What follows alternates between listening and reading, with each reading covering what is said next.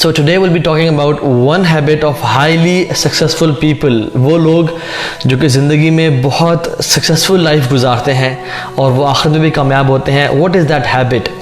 You might be thinking کہ آج میں کوئی پرسنالٹی ڈیولپمنٹ کی بات کروں گا یا کچھ اسکلز کی بات کروں گا کہ انسان اپنے آپ کو میں اڈاپٹ کر سکتا ہے, لیکن one habit which changes the game altogether, جو کہ دنیا کے سکسیزفل ترین لوگوں میں پائی گئی, ہمیشہ سے لے کے اور آج بھی اور آئندہ بھی ان میں یہ کوالٹی پائی جائے گی, and which is دعا, making دعا to Allah subhanahu wa ta'ala and having that special relation with Allah subhanahu wa ta'ala by making consistent دعا to him. اور یہ جو دعا ہے, this is life changing, this is game changing. جو شخص دعا کا سہارا لیتا ہے وہ ہمیشہ زندگی میں کامیاب رہتا ہے. اللہ تعالیٰ فرماتے ہیں لَيْسَ شَيْءٌ أَكْرَمُ عَلَى اللَّهِ تَعَالَى مِنَ الدُّعَاء. اللہ اکبر. اگر ہم اس حدیث کو ایبزارب کر لینا, اللہ تعالیٰ کہتے ہیں لیس شیء اکرم علی اللہ تعالیٰ, کوئی چیز اللہ تعالیٰ کے ہاں اکرم اور عزت والی نہیں ہے من الدعاء, مور دین دعا. تو دعا سے زیادہ کوئی چیز اللہ تعالیٰ کے ہاں عزت اور تکریم والی اور والی نہیں ہے. اور ایک حدیث میں آتا ہے لیس شیء اعز علی اللہ تعالیٰ من الدعاء, اللہ تعالیٰ کے لیے عزت اور محبت والی چیز یعنی لونگ چیز دعا سے زیادہ کوئی اور چیز نہیں ہے. اور جو شخص اللہ تعالیٰ سے دعا نہیں مانگتا اللہ تعالیٰ سے ناراض ہوتے ہیں. ایک اور حدیث میں آتا ہے انہ من لم یسأل اللہ یغضب علیہ, جو شخص اللہ تعالیٰ سے دعا نہیں مانگتا اللہ تعالیٰ سے ناراض ہوتے ہیں. Now let's talk about the Quranic legacy of دعا. ہم لوگ انفارچونیٹلی جو اسپیشلی سب کانٹیننٹ کے مسلمز ہیں, مجھے اکثر میسیجز آتے ہیں کہ اب کوئی وظیفہ بتائیں, کوئی دعا بتائیں کہ میری شادی ہو جائے, کوئی دعا بتائیں کہ میرا مسئلے حل ہو جائیں, کوئی دعا بتائیں کہ جاب لگ جائے, کوئی دعا بتائیں کہ صحت ٹھیک ہو جائے. You know what is the Quranic legacy of دعا؟ ہم سورہ کہف میں اصحاب کہف کا واقعہ دیکھ لیتے ہیں. اور اصحاب کہف کون تھے؟ نبی تو نہیں تھے, نہ ہی رسول تھے, نہ ہی کوئی مطلب پیغمبر یا ان کو رسالت ملی ہوئی تھی. rather they were young men جو کہ اتنا ان کو پتا تھا کہ ہم نے اللہ تعالیٰ کی عبادت کرنی ہے, ہم نے بتوں کی پوجا نہیں کرنی, and they ran away from those people, اور غار میں چھپنے کے لیے آ گئے. اور جب نکلے تو کیا بولا؟ ربنا آتنا من لدنک رحمہ وہیئ لنا من امرنا رشدا, یا اللہ ہمیں اپنی طرف سے رحمت دے دے, وہیئ لنا من امرنا رشدا, اور ہمارے افیئر میں ہماری مدد فرما اور ہمیں گائیڈ کر دے, ہمارے معاملے میں ہمیں ہماری گائیڈنس دے دے ہمیں. یہ میں نے آپ کو ایک پیرافریز کیا ترجمے کو.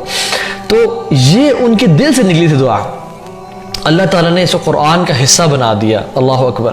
اور اس قرآن کے حصے کو کون کون پڑھتا ہے؟ انبیاء بھی پڑھتے تھے. مطلب انبیاء میں سے کون؟ اللہ کے نبی صلی اللہ علیہ وسلم نے پڑھا. حضرت عیسیٰ جب آئیں گے تو یہ اس دعا کو پڑھیں گے جو کہ کچھ نوجوانوں نے مانگی تھی. ابو بکر صدیق, عمر بن خطاب, عثمان بن عفان, علی بن ابی طالب رضی اللہ تعالیٰ عنہم اجمعین, سب اس دعا کو پڑھا کرتے تھے. ہر جمعے کے جمعے پڑھتے تھے اور قرآن کا دور کرتے ہوئے پڑھتے تھے. تو قرآن کیا سکھاتا ہے ہمیں؟ قرآن یہ سکھاتا ہے کہ کوئی بھی دعا مانگو دل سے نکلنی چاہیے. جو دعا دل سے نکلی اللہ تعالیٰ اس کو ویلیو کرتے ہیں, وہ قبول کرتے ہیں, اور اللہ تعالیٰ کو بہت پسند ہے. اللہ تعالیٰ نے ایسی دعا کو قرآن کا حصہ بنا دیا. یس نو ڈاؤٹ جو قرآنک دعاز ہیں وہ بہت امپورٹنٹ ہیں. جو مسنون دعاز ہیں جو اللہ کے نبی مانگا کرتے تھے, دے آر ویری امپورٹنٹ.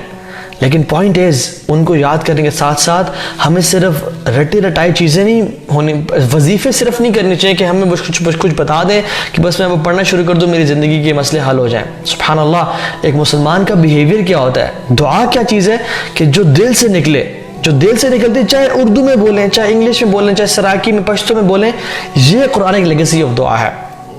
تو دس از واٹ دعا ٹرولی از, جو کہ اللہ تعالیٰ کے قبولیت کا باعث بنتی ہے. حدیث میں کیا آتا ہے؟ اللہ تعالیٰ غافل دل سے دعا قبول نہیں کرتے. جو دل بس مانگ رہے لیکن وَلَا تُطِعْ مَنْ أَغْفَلَ قَلْبَهُ عَنْ ذِكْرِنَا, اللہ کے نبی کو اللہ تعالیٰ کہہ رہے ہیں کہ اس کو فالو نہیں کرنا, اس کی اتباع نہیں کرنی. من اغفل قلبہ عن ذکرنا, من اغفلنا قلبہ عن ذکرنا, کہ جس کا دل ہماری یاد سے غافل ہے. تو اسے پتہ کیا چلتا ہے کہ کبھی کبھی زبان تو ذکر کر رہی ہوتی ہے, لا الہ الا انت سبحانک انی کنت من الظالمین ربنا آتنا فی الدنیا حسنہ وفی الآخرۃ حسنہ وقنا عذاب النار. زبان بول رہی ہے لیکن دل کہاں گھوم رہا ہے؟ دل کسی کی یاد میں ہے, دل غافل ہے. اصل چیز کیا ہے کہ دل کا کنیکشن زبان کے ساتھ جب اسٹرانگ ہوتا ہے تو پھر یہ دعا قبول ہوتی ہے، اور یہی قرآن کی لیگیسی آف دعا ہے. تو کوئی بھی دعا مانگیں جس کا دل سے تعلق ہو، اللہ تعالیٰ کو قبول کرتے ہیں.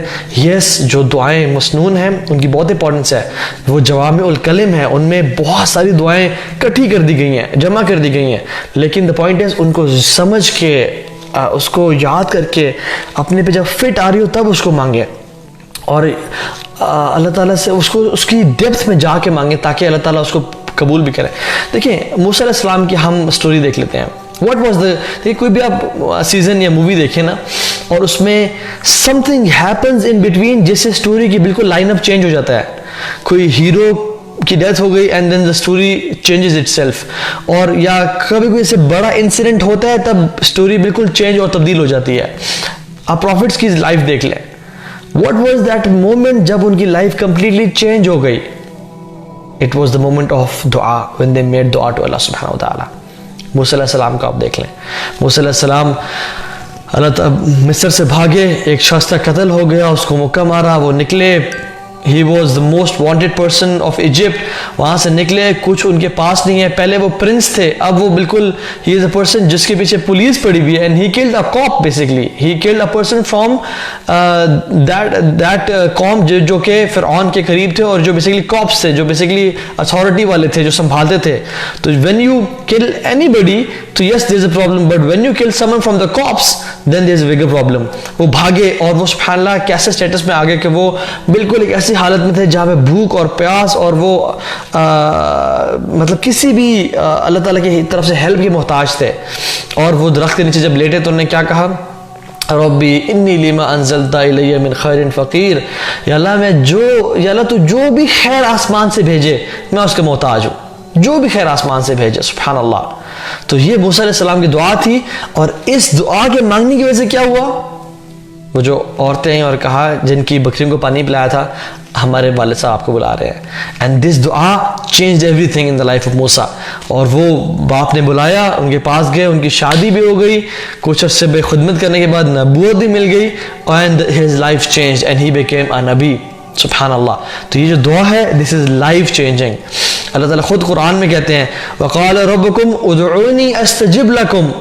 اللہ تعالیٰ خود ہم سے کہہ رہے ہیں مجھ سے مانگو میں تمہاری دعا قبول کروں گا.